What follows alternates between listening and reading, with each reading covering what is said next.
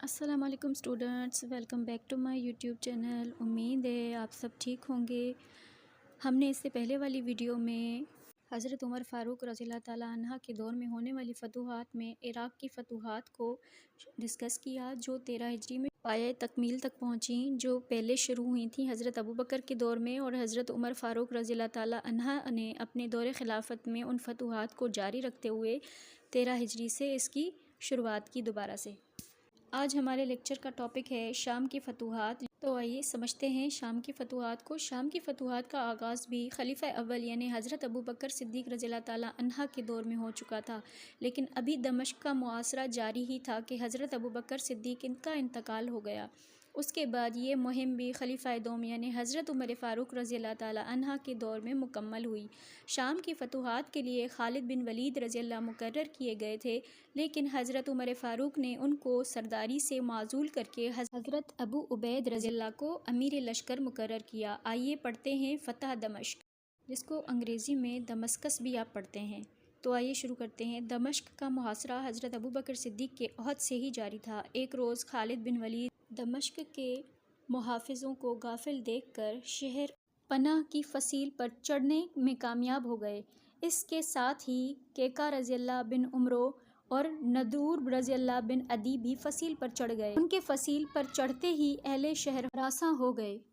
خوف و ہراس کے عالم میں خالد رضی اللہ بن ولید اور ان کے ساتھیوں پر ٹوٹ پڑے، لیکن تینوں نے مقابلہ کر کے دروازے پر موجود درباروں کو قتل کر دیا۔ اہل دمشق ان کی جواں مردی کا مقابلہ نہ کر سکے اور مصالحت کی پیشکش کی، جسے قبول کیا گیا، اور اسی طرح مسلمان اپنی سمت جہاں وہ متعین تھے فاتحانہ طریقے سے داخل ہوئے۔ اس کے بعد نیکسٹ ٹاپک ہے جنگ فہل۔ حضرت ابو عبید نے دمشق میں یزید بن ابی سفیان رضی اللہ کو امیر مقرر کیا اور خود فوج لے کر اردن کی جانب روانہ ہوئے، جہاں شامی لشکر پہلے ہی جمع ہونا شروع ہو چکا تھا۔ فہل کے مقام پر دونوں فریقین کا سامنا ہوا۔ حضرت ابو عبید نے اپنے لشکر کی صف بندی کی اور مقدمۃ الجیش پر خالد بن ولید، قلب پر شرجیل رضی اللہ بن حسنہ، میمنہ پر عمرو رضی اللہ بن العاص، سواروں پر زرار بن ازور اور پیادوں پر ایاز بن مقرر ہوئے اور خود میسرہ میں رہے۔ رومیوں نے ابتدا میں صلح کی کوشش کی۔ مسلمانوں نے اسلام یا جزیہ کی شرط پیش کی، لیکن رومیوں نے انکار کر دیا۔ صلح کی کوشش کی ناکامی کے بعد رومیوں نے اسلامی لشکر پر حملہ کر دیا۔ کئی دن تک متواتر جنگ ہوتی رہی۔ دونوں فریقین اپنی اپنی طاقت کا مظاہرہ کرتے رہے۔ آخرکار رومیوں کا سردار ثقلہ بن مخراق مارا گیا۔ اس کے ساتھ ہی رومیوں کے پاؤں اکھڑ گئے اور اردن پر مسلمانوں کا قبضہ ہو گیا۔ اس کے بعد آتا ہے معرکہ ذوالقلع۔ جنگ فہل میں رومیوں کو پسپا کر کے اسلامی لشکر نے ذوالقلع میں قیام کیا۔ ہرقل والی شام کو مسلمانوں کے قیام کی اطلاع ملی تو ان کی پیش قدمی روکنے کے لیے اس نے توزر کو روانہ کیا۔ توزر کے پہنچنے پر مسلمانوں نے بھی اپنی صف بندی کی، لیکن توزر نے صبح ہوتے ہی دمشق کی راہ لی۔ خالد رضی اللہ بن ولید نے ان کا تعاقب کیا۔ دوسری طرف سے یزید رضی اللہ بن ابی سفیان کی ان سے مدبھیڑ ہوئی۔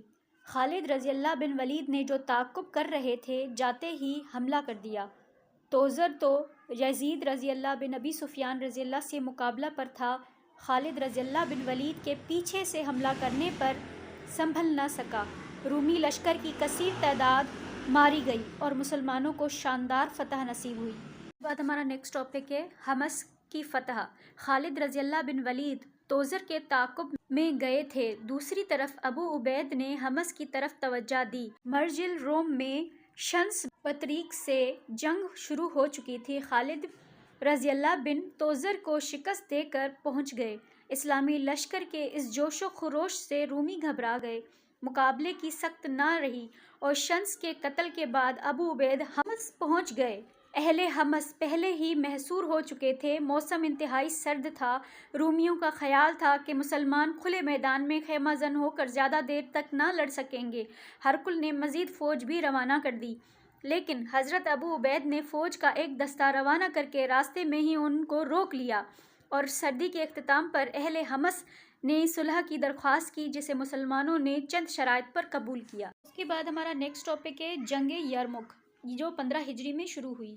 دمشق اور حمص کے شکست خوردار رومی انطاکیہ پہنچے تو والی شام ہرقل کو مسلمانوں کے ہاتھوں شام کے پامال ہونے کی خبر دی۔ ہرقل نے امراء کو دربار میں طلب کیا اور اپنی فوجوں کی طاقت مجتمع کرنے کے لیے مشورہ طلب کیا۔ یہ ایسا موقع تھا کہ ہر شہر سے عیسائی فریادی انطاکیہ میں ہرقل کے پاس آ کر بتا رہے تھے کہ عربوں نے سارا شام پامال کر دیا ہے۔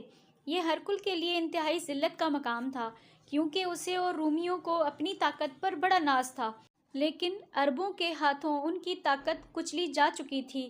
ہرقل نے روم، قسطنطنیہ، جزیرہ آرمینیہ، ہر جگہ احکام بھیج دیے کہ تمام فوجیں انطاکیہ میں ایک مہینہ تاریخ تک پہنچ جائیں۔ کیسر روم کا حکم ملتے ہی ہر طرف سے فوجوں کا سیلاب جمع ہو گیا۔ انطاکیہ ہر طرف سے آنے والی فوجوں سے بھر گیا۔ حضرت ابو عبید کو تمام واقعات کی اطلاع ملی تو آپ نے اپنے ساتھیوں سے مشورہ کیا۔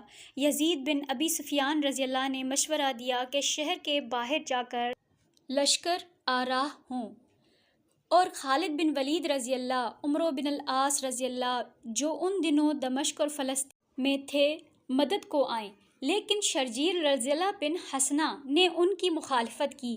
آخر کار یہ طے پایا کہ دمشق روانہ ہوں۔ وہاں خالد بن ولید موجود ہیں اور عرب کی سرحد بھی قریب ہے، مزید قمق آسانی سے مل سکتی ہے۔ اس فیصلے کے بعد حضرت ابو عبید نے حبیب رضی اللہ بن مسلمہ کو، جو خزانہ کے افسر تھے، حکم دیا کہ عیسائیوں سے جو جزیہ یا خراج وصول ہوا ہے ان کو واپس کیا جائے، کیونکہ ایسی حالت میں ہم ان کی حفاظت کی ذمہ داری پوری نہیں کر سکتے، تو یہ رقم بھی ناواجب ہے۔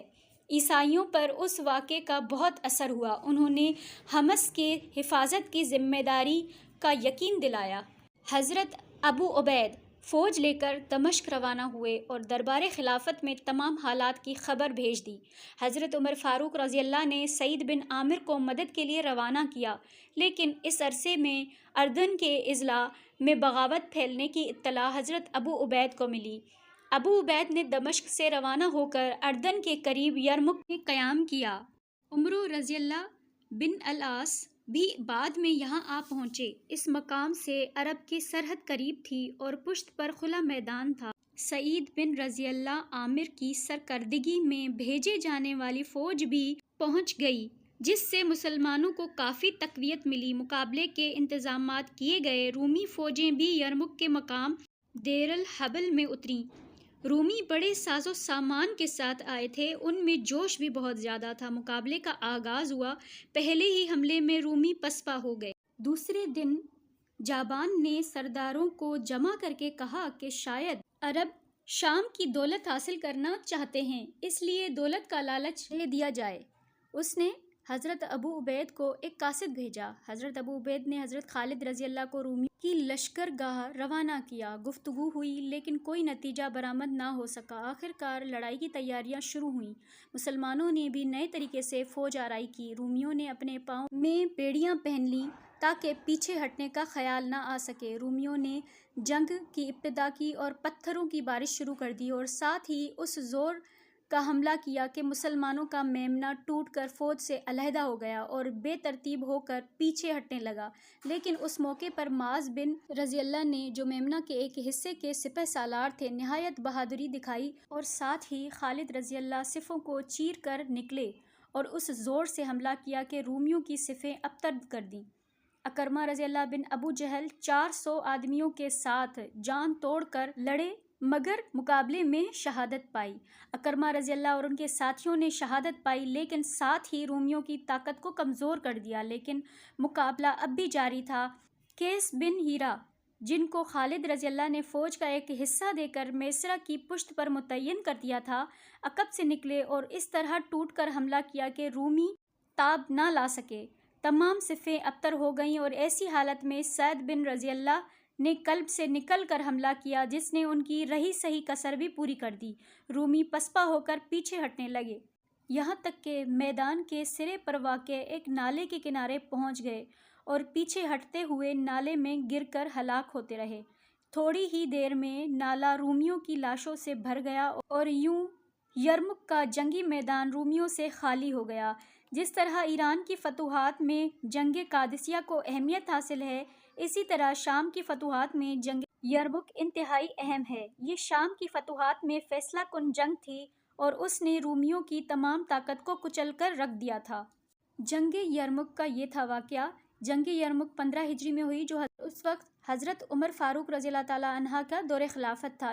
اس کے بعد ہمارا نیکسٹ ٹاپک ہے فتح کنسرین۔ حضرت ابو عبید نے کنسرین کی طرف خالد بن ولید رضی اللہ کو روانہ کیا۔ جب خالد شہر کے قریب پہنچے تو رومیوں نے مقابلہ کیا، لیکن ان کا سپہ سالار اور بہت سے سپاہی مارے گئے۔ ان کے مرنے کے بعد اہل شہر نے خالد بن ولید سے معذرت کی کہ انہیں زبردستی مقابلے پر لایا گیا تھا۔ حضرت خالد بن ولید نے ان کی معذرت قبول کی اور کسی قسم کی تکلیف نہ دی۔ تھا فتح کنسرین کا مختصر واقعہ جو مسلمانوں کو فتح حاصل ہوئی۔ اس کے بعد نیکسٹ ٹاپک ہے حمص پر عیسائیوں کی دوبارہ کوشش۔ اسلامی فتوحات روز بروز بڑھتی جا رہی تھی۔ مسلمانوں کی جرأت و بہادری کے کارنامے دنیا کے گوشے گوشے میں پھیلتے جا رہے تھے۔ جزیرہ اور آرمینیا پر ابھی بھی مسلمانوں کا قبضہ نہ ہوا تھا، کیونکہ وہاں تک پہنچنے کے موقع بھی پیدا نہیں ہوئے تھے۔ لیکن ہمسایہ سلطنتوں نے مسلمانوں کی طاقت سے مرعوب ہو کر یہ خیال کیا کہ شاید مسلمان یہاں بھی آ پہنچیں گے۔ چنانچہ اہل جزیرہ نے کیسرائے روم ہرقل کو مسلمانوں کے مقابلے کے لیے ابھارا اور اپنی مدد کا بھی یقین دلایا۔ ان کے حوصلے دینے پر ہرقل نے ایک فوج حمص روانہ کر دی اور ساتھ ہی اہل جزیرہ 30,000 لشکر کا جرار لے کر شام کی طرف روانہ ہوئے۔ ابو عبید نے اپنی فوجیں جمع کر کے حمص کے باہر صف آرائی کی اور دربار خلافت میں بھی حالات لکھ کر بھیج دیے۔ حضرت عمر رضی اللہ نے ابو عبید کا خط پاتے ہی ہر طرف قاصد روانہ کر دیے اور کیکا بن عمرو رضی اللہ کو بھی حمص پہنچنے کا حکم دیا۔ سہل بن رضی اللہ عدی کو جزیرہ والوں کی حمص کی طرف پیش قدمی روکنے کا حکم دیا اور عبداللہ بن رضی اللہ اتبان کو نسبتاً کے جانب روانہ کیا اور خود مدینہ سے دمشق آئے۔ ادھر اہل جزیرہ کو مسلمانوں کے جزیرہ روانگی کی اطلاع ملی تو حمص کو چھوڑ کر اپنے علاقے کی جانب بڑھے۔ عرب کے عیسائی قبائل نے بھی ہرقل کا ساتھ چھوڑ دیا۔ اب ہرقل کی فوج مختصر رہ گئی۔ مقابلہ ہوا تو مسلمان ہر جانب سے ٹوٹ پڑے، عیسائیوں کے قدم نہ جم سکے، وہ بدحواسی سے بھاگے۔ پھر ان کے قدم نہ جم سکے۔ شام پر دوبارہ قبضہ کرنے کے لیے یہ شاہ روم کی آخری کوشش تھی جو ناکام ہوئی۔ اس کے بعد ان کو پھر پیش قدمی کا حوصلہ نہ ہو سکا۔ تو اسٹوڈنٹس، آج کے لیکچر میں اتنا ہی۔ اس کے فردر 3 ٹاپکس ہیں، وہ انشاءاللہ آنے والی ویڈیو میں ہم ڈسکس کریں گے۔ امید ہے آپ کو شام کی فتوحات میں یہ تمام ٹاپکس اچھے سے کلیئر ہو گئے ہوں گے۔ اگر ان میں کوئی بھی سوال ہو ان میں ٹاپکس میں سے تو آپ نیچے کامنٹ باکس میں لکھیے گا۔ اس سے پہلے والے لیکچرز کے لیے پلے لسٹ کا لنک ڈسکرپشن باکس میں دیا گیا ہے، تو کائنڈلی وزٹ کیجیے گا۔ آپ کے لیے بہت ہیلپ فل ہوں گے۔ مجھے بہت خوشی ہے کہ آپ یوٹیوب چینل کو دیکھ رہے ہیں اور زیادہ تر ان لوگوں کی تعداد ہے جنہوں نے سبسکرائب نہیں کیا۔ تو اگر ویڈیوز اچھی لگ رہی ہیں آپ کو تو کائنڈلی لائک کریں، شیئر کریں، اور جنہوں نے سبسکرائب نہیں کیا وہ سبسکرائب کریں۔ تھینک یو سو مچ۔ اللہ حافظ۔